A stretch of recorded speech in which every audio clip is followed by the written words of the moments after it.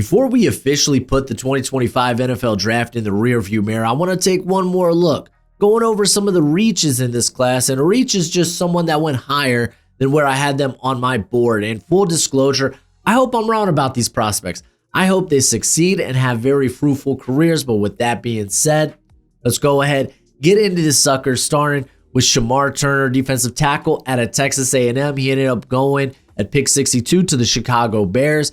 And I wasn't too high on him coming into the actual season. He was part of my summer deep dive, and I was like, okay, cool. He's got strong hands, good speed to power, nice motor, but kind of question his ability in the run game. He is a little undersized.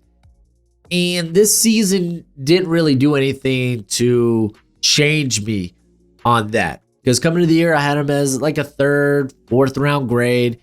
And after that, he was like an early day 3 grade for me because this was a very talented, a very good defensive tackle class. He was defensive tackle 17 for me.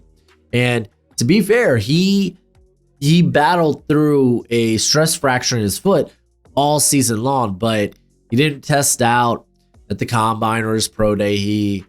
I believe he didn't go to an all-star bowl, so a shrine or a senior bowl. So I have some hesitancies when it comes to Shamar Turner, but hey, hope he does well. He's going to be not reunited, but he's going to be there with Dennis Allen, who's also a Texas A&M alum. So that's cool. Moving on to Pat Bryant, wide receiver out of Illinois. He was drafted at pick 74 to the Denver Broncos, and he was at 173 on my big board. And I felt like maybe I should have put him up a little higher. He should have been around that top 150, but kind of is what it is. When it came to this class, a lot of running backs, a lot of defensive linemen, edges, and tackles got pushed up the board. I mean, my top 150 was stacked with those guys. But when it came to Pat Bryant, it was just because he kind of tested out poorly, right? He ended up running let's get the official. He ran a 4.61 at the combine. Not ideal, but he also had one of the fastest times during the gauntlet drill, which is more indicative of, okay, speed on the field, speed during your routes. And he had a really good season. He ended up going for close to 1,000 yards. He had 10 total touchdowns. Good on him. He's got good hands. He only had a 1.8% drop rate. Good contested catch rate. He's built like a Sean Payton wide receiver. I mean, yeah, am I getting Michael Thomas vibes a little bit? So yeah, I think he's gonna have some success. It's just, again, he went higher than where I had him. Before we get back to today's video, I gotta give a shout out to our friends over at Underdog Fantasy. When you download the app and sign up using promo code Broshmo, they will match your first deposit up to $1,000. News, it's the best place to play best ball. It's the best place for higher and lower on player stats. I love that sucker. And a matter of fact, they got a new game called Ladders. Essentially, it's the playoff season, which means legendary performances. It's pretty easy. You pick 3 to 5 players who you think will simply go off. And as every player hits a higher rung, then your payout will jump up as well. If they all reach the highest rung, and then you will win up to 100 times your money. So try out Ladders right now. It's only available on Underdog Fantasy. And as always, play responsibly and play within your means. And when you sign up, remember, it's promo code Broshmo. So the Detroit Lions had some interesting trades when it came to day 2 of the NFL draft, with one being for Isaac Tesla, wide receiver out of Arkansas. They moved up to pick 70. They used 3 third-round picks. Granted, they're like, oh, they're compensatory picks. It's fine. They're going to be at the back end of the 3rd round next year. It's like, those are still seemingly top 100 picks. Those are premium picks. It's a lot to move up to go get your guy. You better be sure he's your guy, and that's the thing. I was quite low on Isaac Tesla. He was at 234 on my board, and granted, I get it. I get why people like him at 6'4", 215. Ended up running a 4.43. Had an insane vert at 39.5. Had a strong Senior Bowl.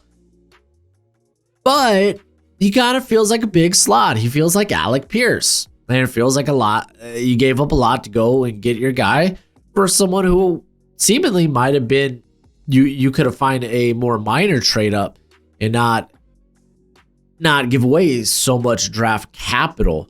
And it's going to be interesting. They're going to have to develop him because it sounds like they want to move him outside. I didn't think he was phenomenal on the boundary against press, but he's got the size, so he's very much maybe a work in progress in that regard. I think early on, he's more of this vertical slot. But again, you're kind of banking on he's going to be a more productive pro than collegiate player. It's just, again, who am I to question Brad Holmes? I'm just saying I have eaten a lot of crow because of the Lions organization the last couple of years. So I ain't going to doubt it, but I can't criticize it a little bit. Next, I got Savion Williams, wide receiver out of TCU. We're just talking wide receivers, I guess. He ends up going to Green Bay at pick 87. He's 6'4", 222 pounds. A lot of people felt he was probably going to go in the third, fourth round area. Ultimately, I ended up having him as a early day 3-ish player, more of a fifth rounder at 162 on my big board. And it's just he's never been uber productive over his career. I mean, this past season, he had a very solid year, but it was like still 600 yards, 26 forced missed tackles, kind of nuts. But also keep in mind, he was playing a lot of Wildcat quarterback. And that's the question. Okay, if you are potentially Cordero Patterson, do we just put you at kick returner? Do we play you at running back? Maybe occasionally kick you out? Just have you go deep, hit that 9 route? So, yeah, that one's fascinating. And I'm glad that the Packers were like, okay, let's invest in wide receiver. And I'm glad they did it in the first with Matthew Golden, who I liked a ton. Savion Williams is more of that roll of the dice, which is fine. It's fine. Coming up next, it's Woody Marks, running back out of USC. Houston Texans drafted him at 116. Matter of fact, they moved up. They traded up to get him. Let me see if I got the actual draft compensation here. So when it came to Woody Marks, they traded a third rounder next year. So I don't love that because Woody Marks, I liked Woody Marks a lot. I've been talking about Woody Marks for the last like 2.5 years since he was at Mississippi State. But in a stacked running back class, I had him at 217, which still felt low to me, but he's a guy that wears a lot of hats. He's got a great receiving upside, played in Mike Leach's just air raid, and he's good pass protector, very natural pass catcher. And that's probably where you're going to use him quite a bit because, I mean, let's be honest, it's not like he's a forced missed tackle machine. He's actually, over the last couple of years, his forced missed tackle rate, not great, not crazy, but at least he ran relatively well. And really, you're getting him for that receiving upside, but trading up for him, I just didn't love. Again, this is going to be the theme with the list. I love a lot of these players. I just feel like they went higher than they should have. Should have? That's not the right word. Higher than I would have taken them. That's probably a better way to put it. Next is Justin Wally, corner out of Minnesota. He goes at pick 80 to the Indianapolis Colts. He's 5'10", 194. He was at 212 on my big board. So much so, like earlier, maybe the week before, I did a sleepers video on some of my favorite day 3 potential picks. He was on it. I like Wally. I like him. Pick 80, though, was a hella rich. And it kind of felt like the Colts draft fell off a little bit after that. The Giddens pick was nice, but felt like they maybe reached here and there, like Jalen Travis. You could bring that one up. But I love the player. I hope he succeeds. And with this type of investment in him, because I get it, it's third round, so it's not like a crazy big investment. But the day 2 pick, that's a significant enough investment where, hey, maybe he could start somewhere down the line. And I kind of hope that for him because he put up a pretty solid year. this past season for the Golden Gophers. Allowed a completion rate of 45.8%, 4 pass breakups, 2 interceptions. So you love to see it. You love to see it. Next is Arian Smith, wide receiver out of Georgia. He ends up going at pick 110 to the New York Jets. I had him at 248 on my big board. I thought this was probably the biggest reach in the draft, in my opinion. I'm just not a big Arian Smith guy. If you were here for my Senior Bowl coverage, I remember coming out of that. Golly, the hands look so much better. But we have multiple years of tape on Arian Smith. I don't know how much I trust that. Okay, I mean, that's the one area you kind of want to see him improve on. The jug machine, right? The drop rate. Just didn't have the most natural hands. They looked so much better at the Senior Bowl, but I don't think I was going to be fooled by that. Now you're taking a shot on just this absolute speedster, and I mean, the dude's got game-breaking speed.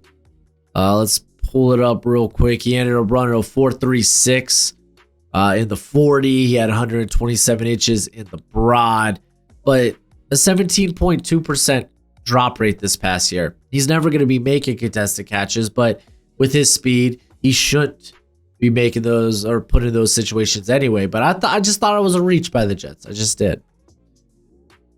Let's hit up on Jordan Watkins. A lot of receivers on this reach list, right? But Jordan Watkins, wide receiver out of Ole Miss, goes to the 49ers at pick 138. So a bit of a nitpick here because we're talking about a early day 3 pick. But I had him at 245 on my big board. I think part of this is just because they have Jacob Cowan, so I didn't really get the idea of grabbing another vertical slot wide receiver. Guess I was just a little confused by that, but I do like Watkins. He's got really good speed, good ball skills, plays with that dog in him, but worked out of a small route tree there at Ole Miss. Just more contested catch opportunities than you would expect with a guy with his type of speed. Just not really dynamic after the catch, which Cowan I feel like is more dynamic. So I just didn't really understand grabbing another one of these type of wide receivers relatively early-ish in the draft. But again, this is kind of a nitpick at 138. If I'm gonna be honest with you, I didn't mind many of the picks in this draft. Like, I felt like a lot of teams drafted well and drafted players I liked. There were maybe some processes I disagreed with, but ultimately I think every team had a relatively good draft. Moving on to Caleb Rogers, offensive. We're going to go with guard. I think he's going to vie for that left guard position. But he's coming out of Texas Tech. He was drafted at pick 98 by the Raiders. I had him at 180. This is one I think I think he's going to be good. I like the versatility. He played right tackle. He actually played a ton of different positions there for the Red Raiders. This past year, it was right tackle, but he also spent time at left guard. He started some games at left tackle his freshman season. He's been jumping essentially from left to right tackle. He had 2 games at right guard, 2 games at left guard this final season, with 9 at right tackle. He played a little bit of center at the Senior Bowl. I think he's probably, though, more of a guard in the NFL. And I like a lot about him. I just thought he was more of an early day 3 pick, right? I had him more as a 5th rounder. You love the movement skills with him. He's a team leader. Early in his college career, he became the team captain. He's been a locker room guy for A&M, for the Red Raiders. So that's probably what really pushes him up the board, along with his versatility. But does need to work on the hand usage, functional play strength. I felt like I was questioning here and there. However, I think he's got a good chance to start sooner rather than later. He's going to be challenging that left guard spot with what they got, Kappa and Jordan Meredith. Meredith, right? So there's a good shot we see Caleb Rogers. I don't know that necessarily start right out of the gates, but eventually some point become the starter. So yeah, this is one, again, a pick that I didn't mind. Just, hey, if I'm looking for reaches, this was a guy that technically was a reach for me. And then the final player on this list, it's Craig Woodson, safety out of Cal. He goes to the New England Patriots at 106. Firmly a guy that I thought was a reach. I had him at 260, so back end of the 7th. Firmly a 7th round pick to me. Listen, you either loved him or you didn't. I happen to fall in the camp that didn't. He was safety 16 for me. All in all, the safety class kind of felt like it fell off after a few guys. And I get it, man. The dude's a smooth mover, but he feels more quick than actually fast.